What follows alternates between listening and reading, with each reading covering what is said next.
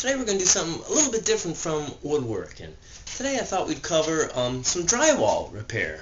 And, well, as you can see here, we have a hole in the wall. And it actually, well, it happened earlier today. But that's not a big deal. Well, no, I understand you're asking how did that happen. But, hey, really, it's not that important, right? I mean, the problem is the hole, and I'm going to show you how to fix the hole. Hey guys, I mean, they don't want to see that. Look, I didn't know you had the videotape going. I mean, really, it's not necessary. Come on, I mean, you don't have to. I predict pain. I pity the fool. I pity the fool. I pity the fool. Pity the fool. Pity the fool. Pity.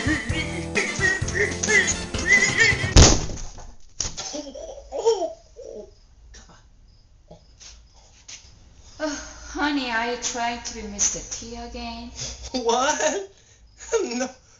No. Hey, you know what? I'll tell you what. Let's just forget all about that. All right. Well, the first thing we have to do on this is we have to figure out what size drywall we have. Now, typically, drywall comes in 3 common sizes. It's pretty easy to find: 3/8, 1/2 inch, or 5/8. You can get it in 1/4 inch, and I'm sure there's various other sizes, but those are the common 3. Alright, so we're going to figure out what size we have, and you're just simply going to take a tape measure and measure the inside of this, and then I'm going to get a scrap piece, and we're going to patch this up. Okay, I got my scrap piece of drywall here. As you can see, it's much larger than the hole we need to repair. So we're going to cut it down to a more manageable, workable piece. So just take your pencil and you're just going to, roughly make it larger than what we need to repair. That'd be plenty. Now there's only a couple simple tools that you're going to need to cut this drywall. And let me show them to you. Alright, so here's most of the tools you'll need to do all your drywall repair. You're going to have your razor blade knife and your drywall saw. These are the ones you'll probably use the most. You're going to have your putty knife, and they come in different sizes. You're going to need your cordless screw gun, and I particularly like this tip because it automatically sets the proper depth of the screw in the drywall. And this is a rasp. If you cut your piece a little too big, it's kind of like a file. And of course your tray and sponge for your plaster. Okay, to cut your drywall with your razor blade knife couldn't be any simpler. You're simply just going to score it with the razor blade. You don't even have to cut the drywall all the way through. Just merely put a scratch down it and then snap it. Then from there you're just going to cut the back side and you have your piece of drywall. Now if you were to do another shape such as a circle or a triangle or whatever, you would probably want to use the drywall saw knife. This can do any kind of shape you possibly can cut out. But wait, there's more. The drywall saw knife also is the amazing Gindo knife. Yes, the amazing Gindo knife. It slices, it dices, it minces, it cuts, it mashes. It does all this. How much would you expect to pay? Well, wait, there's more. No, there's not. That's it. How much would you pay for this dumb thing? So here's our more manageable piece after we've cut it. Now, we're going to line a patch up over our wall. And we're just going to trace around it. And what I like to sometimes do is on your patch either put an arrow up or make a right or left or some kind of symbol so you know when you remove this patch you don't try putting it back in and your gaps don't kind of fit right.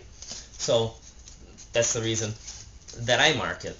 The nice thing with the drywall knife is you can just stab it into the drywall at each corner and then just saw it down.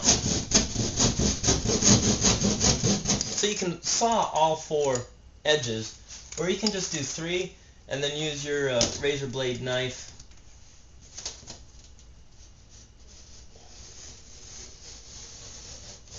to score it and then snap it. And then you got like a little door for like a puppet show or something. Boom. And pull out your piece, or if this was in your house, you could probably just let it fall down in the wall, because who's gonna see it down in there? Maybe I put that Mr. T tape in. Alright, well, you see our patch fits pretty good, but there's nothing that's on the other side of the wall that's gonna support it, so really it wouldn't take much for that to fall out or in or whatever. But you can tell there's not supported. Now if we had a stud in here, that'd be a different story, and well, I'd show you that, but we don't have a stud. Dang, how am I gonna get that piece out of there? Aha! Does someone need some magic done? Vandorf, the magical magician, shall make a stud instantly appear with the waving of my magic hammer.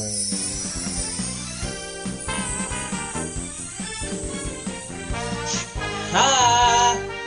My magic is done. And what was that? Vandorf?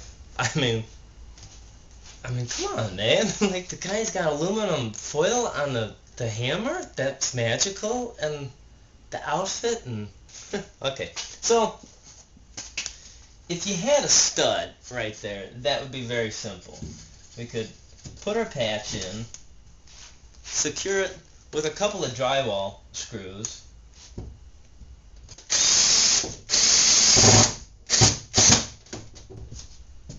and then we could proceed to tape and patch this.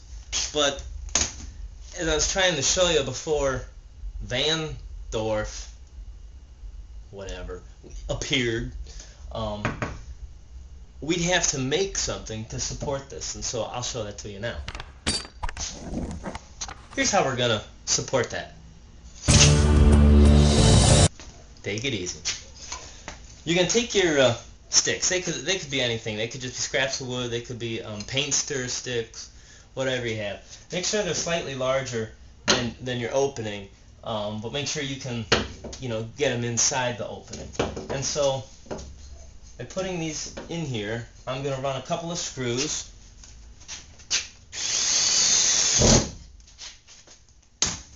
And now we have something that'll support our patch. This won't allow it to fall back into the wall. And now we'll move on to how we tape the patch. And there's a couple different tapes that you can use for this. Now stop right there, Chad. Don't give it all away. Have people come back for part 2 on woodshoppingtime.com.